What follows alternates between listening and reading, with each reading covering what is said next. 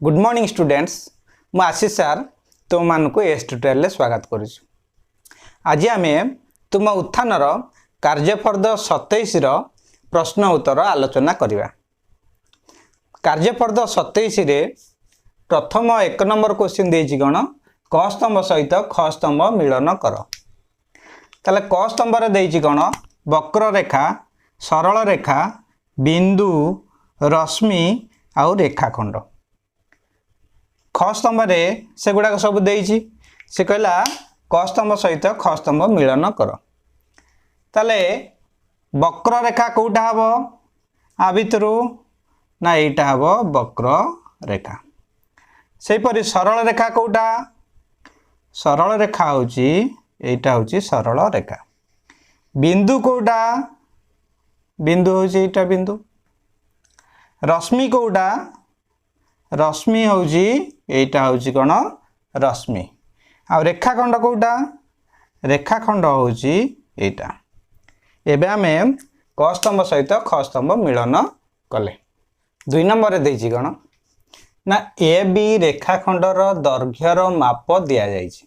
Eighty A B रेखाखंडर दैर्घ्यर माप दिया जायछि। सेही परि अन्य रेखाखंड गुडिकर दैर्घ्य स्केल साहाय्य रे मापी सारणी पूर्ण कर।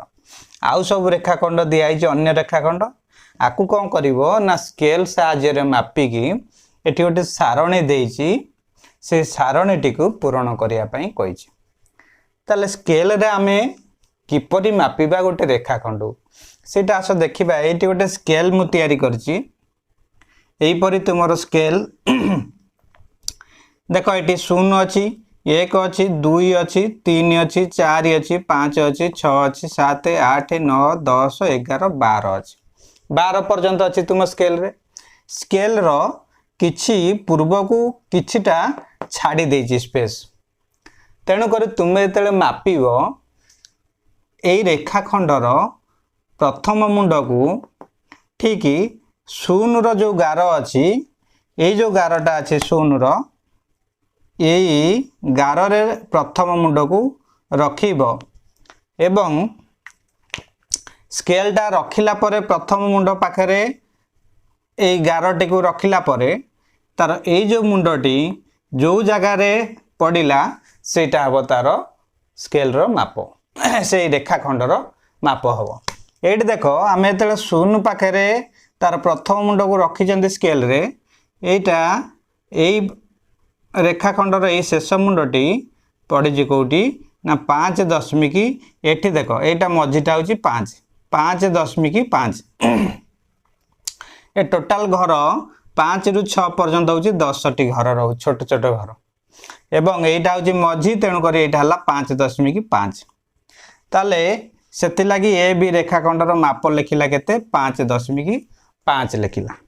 सेही परी तुम बही रे आउ सब जो देछि पी क्यू देछि एक्स वाई जेड आउ एस टी मध्य देछि तुम बही रे।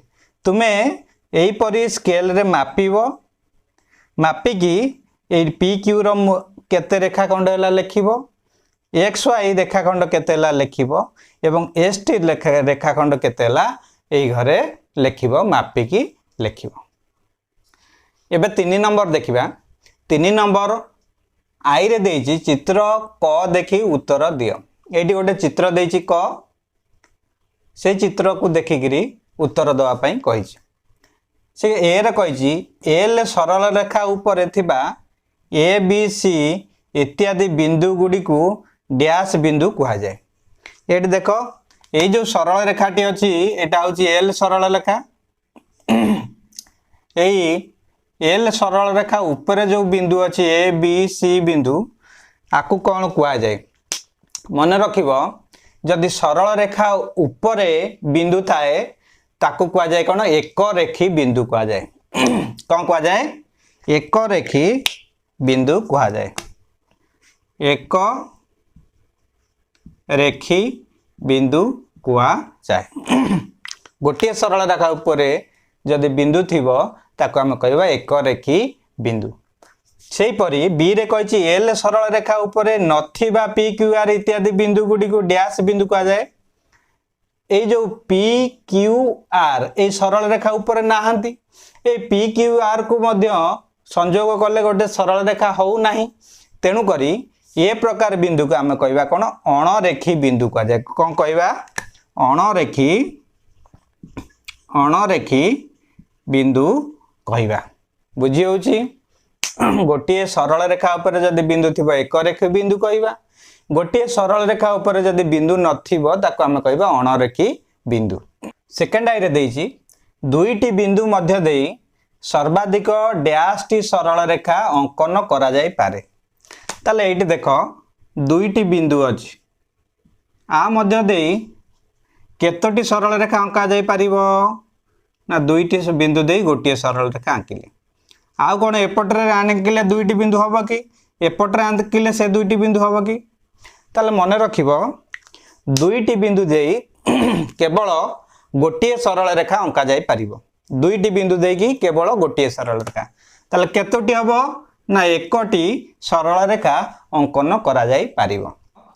सेही परी थर्ड आई रे देछि कोन चित्र ख रे L1 L2 एवं L3 सरल रेखा गुडिक ओ बिंदु रे परस्पर को छेद करूछन यही सरल रेखा गुडी को डैश सरल रेखा कहा जाए ये गोटे चित्र देइछि एटा होछि चित्र ख एटा होछि L1 सरल रेखा एटा L2 सरल रेखा एटा L3 सरल रेखा ये गोटे बिंदु रे तीनोटी जांक सरल रेखा बिंदु देकी जाइछन ताले एही सरल रेखा को जदि तीनोटी सरल रेखा तीनोटी किंबा तीनोटी रु अधिक सरल रेखा गोटे बिंदु रे परस्पर को छेद करती ताले से सरल रेखा मान को कौन कह ना एक बिंदुगामी रेखा कह कौन कह एक बिंदुगामी रेखा ताले यही तीनोटी सरल रेखा को आमे कौन कहबा एक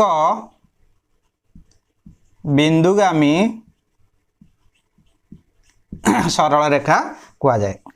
4 नंबर देइछि 6.5 सेमी दीर्घ एक रेखाखंड अंकन कर एवं उक्त रेखाखंडर नाम दियो ताले से कहला 6.5 सेमी जेमती स्केल रे कहितली सेही परि स्केल रो गोटे मुंड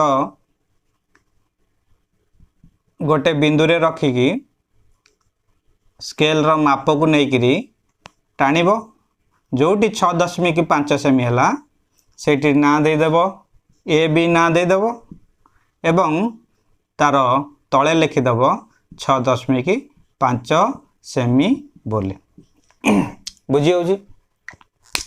से परि 5 नंबर देला कोन निम्न उक्ति गुडिक ठीक थिले कोठरी मध्य ठीक चिन्ह और भूल थिले भूल चिन्ह दियो ताले एटी कोठरी देइनी किंतु आमे उक्ति देइछि उक्तिर डाहाण पटरे ठीक चिन्ह किंबा भूल चिन्ह दबा एरे देइछि रेखाखंडर दुईटी प्रांत बिंदु थाए गोटे रेखाखंड जदि आमे नबा ताले मने रखिबो ए रेखाखंडर दुईटी प्रांत बिंदु ए दुईटी होछि कोन प्रांत बिंदु रेखाखंडर तेणु करी ए उक्तिटी ठीक अछि गोटे रेखाखंडर दुईटी प्रांत बिंदु थाए ठीक अछि।